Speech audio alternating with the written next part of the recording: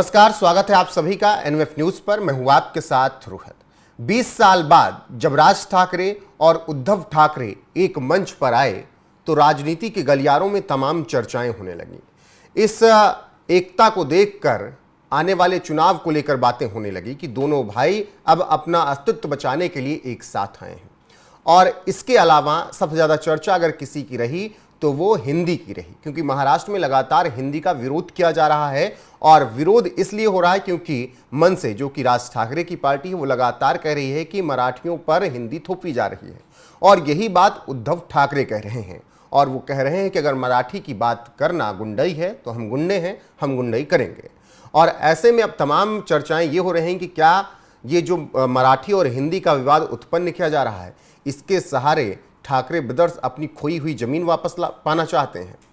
अब इन्हीं सब बातों के बीच टेंशन कांग्रेस की बढ़ी है।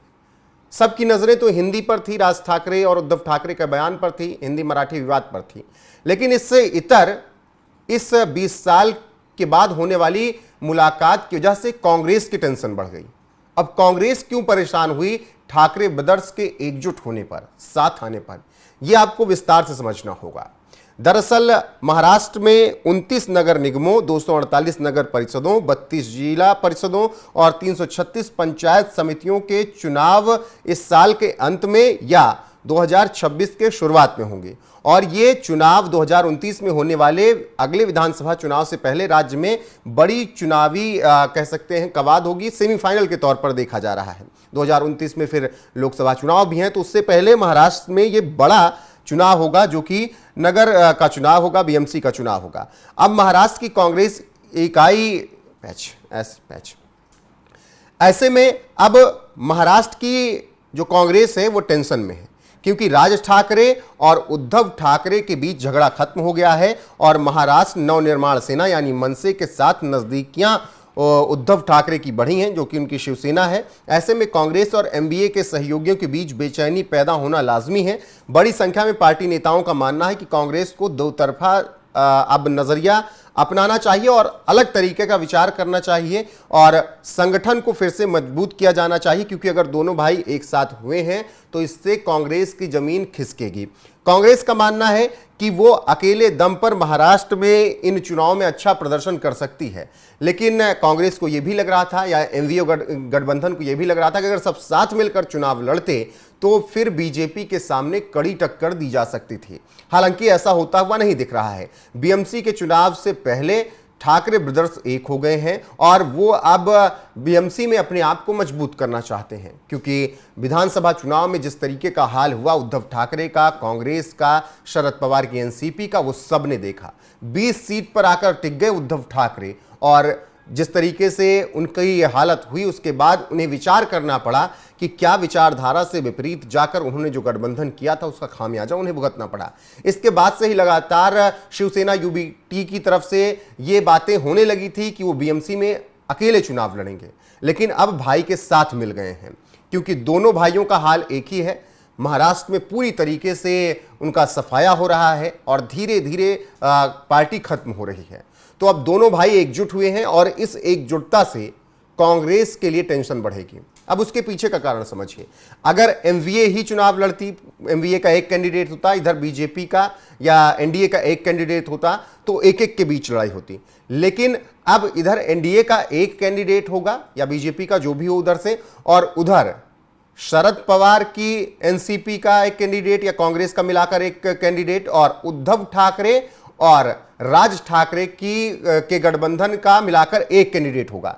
तो जो चुनाव पहले एक एक के आमने सामने था वो अब 1 और 2 के सामने होगा। मतलब खुद के ही जो एमवीए वाले हैं वो 2 फाड़ में हैं। कांग्रेस इसी वजह से टेंशन में है कि अब बीजेपी से पहले हमें डायरेक्ट लड़ना था, लेकिन अब एक और ठाकरे ब्रदर्स के भी कैंडिडेट से बीएमसी के चुनाव में लड़ना पड़ेगा और इससे घाटा कांग्रेस को ही होगा, ऐसा कांग्रेस को महसूस हो रहा है। इसी बीच अब कांग्रेस के एक वरिष्ठ नेता का बयान आया है। शिवाजी मोघे ने बयान देते हुए स्थानीय निकाय चुनाव को लेकर कहा है, स्थानीय निकाय चुनाव जमीनी स्तर के कार्यकर्ताओं को प्रेरित करने का एक साधन है। सभी दलों को लगता है कि उन्हें जमीनी स्तर पर उन कार्यकर्ताओं को मजबूत करने के लिए अधिकतम सीट पर चुनाव लड़ना चाहिए जो विधानसभा और संसद चुनावों में पार्टी उम्मीदवार को जिताने के लिए कड़ी मेहनत करते हैं। स्थानीय चुनाव केवल निगम या निकाय चुनाव नहीं बल्कि महाराष्ट्र में पार्टी की वापसी के लिए एक महत्वपूर्ण कड़ी है। अब कांग्रेस के नेताओं को तो यह लग रहा है कि जो निकाय चुनाव है, जो स्थानीय चुनाव है, उससे पार्टी की वापसी हो सकती है। लेकिन राज ठाकरे और उद्धव ठाकरे कांग्रेस के रास्ते में रोड़ा बन रहे हैं और अगर राज ठाकरे और उद्धव ठाकरे साथ मिलकर बीएमसी में चुनाव लड़ते हैं तो निश्चित तौर पर कांग्रेस को बहुत बड़ा झटका झेलना पड़ेगा और इसीलिए अभी से ही एमवीए में बेचैनी है। कभी महाराष्ट्र की सत्ता पर काबिज रही कांग्रेस अभी महाविकास अघाड़ी का हिस्सा है। एमवीए में शरद पवार की एनसीपी, उद्धव ठाकरे की शिवसेना और कांग्रेस शामिल हैं। ऐसे में अब ऐसा लग रहा है कि बीएमसी में उद्धव ठाकरे तो नहीं होंगे इनके साथ। अब इधर कांग्रेस का एक बड़ा वर्ग चाहता है कि पार्टी महाराष्ट्र में उन ग्रामीण और अर्ध शहरी क्षेत्रों में अकेले चुनाव लड़कर अपनी खोई हुई जमीन वापस करे जहां बीजेपी बहुत तेजी से अपनी स्थिति मजबूत कर रही है और यह तभी संभव होता है जब ठाकरे भी साथ में रहते। अब ठाकरे अगर अलग रहेंगे तो फिर कांग्रेस के लिए यह बहुत मुश्किल हो जाएगा कि वो बीजेपी की टक्कर ले सके। बहरहाल जिस तरीके से एक तरफ हिंदी का विवाद, मराठी का विवाद उत्पन्न किया जा रहा है, उसी तरह से दूसरी तरफ कांग्रेस की टेंशन बढ़ी हुई है। सबकी नजरें हिंदी और मराठी के विवाद पर रही, लेकिन राज ठाकरे और उद्धव ठाकरे के मिलने पर एक टेंशन कांग्रेस को यह हुई है जो मैंने आपको विस्तार से बताई है। बहरहाल आपको 20 साल के बाद जो दोनों भाइयों की मुलाकात हुई है, उसके बाद जो उनके बयान आए हैं, उसके साथ छोड़े जाते हैं। बने रहिए हमारे साथ। आपको क्या लगता है, क्या ठाकरे ब्रदर्स कांग्रेस के लिए टेंशन लेके आएंगे बीएमसी चुनाव में? कमेंट में अपनी राय जरूर दीजिएगा। नमस्कार। राज आणि माझी भेट व्यासपीठावरती झाली। आता पंचायत अशी आहे की त्यांनी मला सन्माननीय उद्धव ठाकरे असं बोललेलं आहे।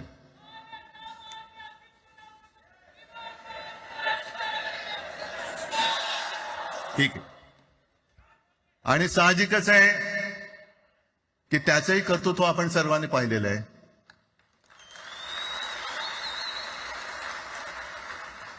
म्हणून माझ्या भाषणाची सुरुवात करताना सन्माननीय राज ठाकरे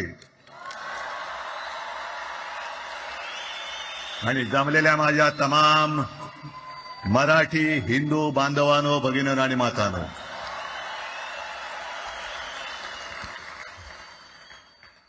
अप्रतिम मांडणी राजनी केलेली आहे। माझ्या भाषणाची काय आवश्यकता आहे असं मला वाटत नाही,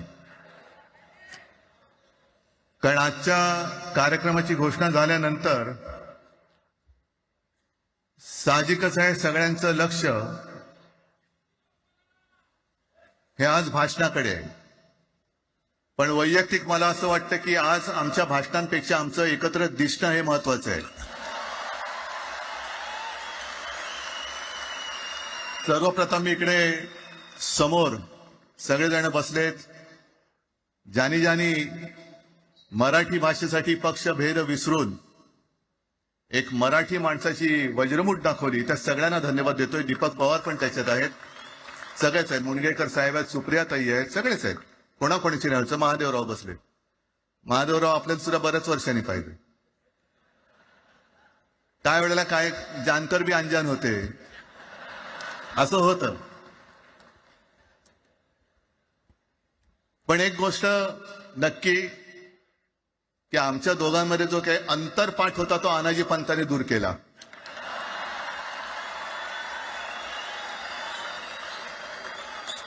आता अक्षता टाकण्याची काय तुमच्याकडनं अपेक्षा नाहीये। एकत्र आलोय एकत्र राहण्यासाठी।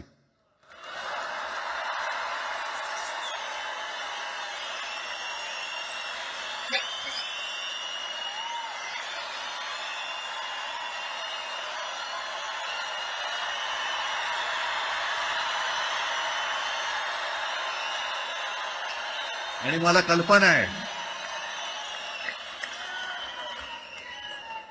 आज मला कल्पना आहे की अनेक बुवा महाराज हे बिझी आहेत। कोण लिंब कापतय, कोण टाचण्या मारतय, कोण गावी जाऊन अंगारे दुपारे करत असेल, रेडे कापत असतील, त्या सगळ्यांना सांगतो, या सगळ्या भोंदूपणा विरुद्ध माझ्या आजोबांनी लढा दिला होता आणि त्यांचे आम्ही वारसदार म्हणून तुमच्या समोर उभे ठाकलेलो आहोत.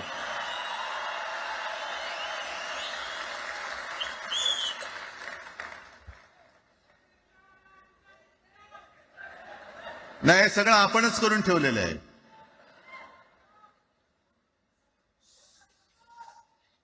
भाषेवरनं जेव्हा एखादा विषय निघतो तेव्हा तो केवळ वरवरचा धरून चालणार नाही. मधल्या काळामध्ये अगदी दोघांनी, म्हणजे मी काय, राजनिक आणि आपण सगळ्यांनी या नतद्रष्टांचा अनुभव घेतलेला आहे. वापरायचं आणि फेकून द्यायचं. आता आम्ही दोघं मिळून तुम्हाला फेकून देणार आहोत. आजपर्यंत वापर करून घेतला.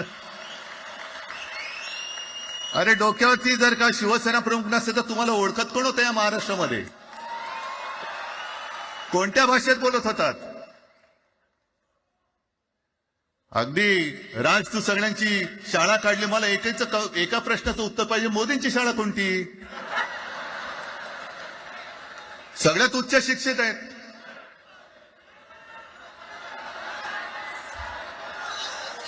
पण हे जे काय यांची मध्यंतर मी बोललो ना, भाजप ही अफवांची फॅक्टरी आहे. मधल्या काळात त्यांनी सुरू केलं होतं. उद्धव ठाकरेने हिंदुत्व सोडलं. हिंदुत्व ही कोणत्याही भाषेची मक्तेदारी नाही. आम्ही अस्सल मराठी बोलणारे तुमच्याही पेक्षा जास्त कडवट, कट्टर, देशाभिमानी हिंदू आहोत. तुम्ही काय आम्हाला हिंदुत्व शिकवताय? अरे 92-93 साली जेव्हा जे काय घडलं, देशद्रोही मातले होते, तेव्हा मुंबईतल्या अमराठी लोकांना सुद्धा हिंदू म्हणून माझ्या शिवसैनिकांनी, शिवसेना प्रमुखांच्या शिवसैनिकांनी व मराठी माणसांनी वाचवलेलं आहे. आणि देवेंद्र फडणवीस आज जे बोलत, बातम्या आले सगळीकडे, मी इकडे बातम्या आणल्यात. भाषेच्या नावाखाली गुंडगिरी सहन केली जाणार नाही. जर महाराष्ट्रामध्ये मराठी माणूस न्याय मागण्यासाठी आंदोलन करत असेल आणि त्याला जर का तुम्ही गुंड म्हणत असाल तर आम्ही गुंड आहोत.